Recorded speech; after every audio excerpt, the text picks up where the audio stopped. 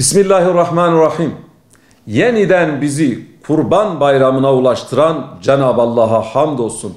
Bu vesileyle tüm çocuklarımızın, gençlerimizin, ailelerimizin ve büyüklerimizin Kurban Bayramı'nı tebrik ediyor. Hayırlara vesile olmasını Cenab-ı Allah'tan niyaz ediyorum. Evet, ne yazık ki bu Kurban Bayramımız da buruk geçiyor. Çünkü yanı başımızda Gazze'mizde kardeşlerimiz katlediliyor, İsmaillerimiz kurban ediliyor. Ve bu konuda bu soykırımı durduracak somut adımlar atılmış değil.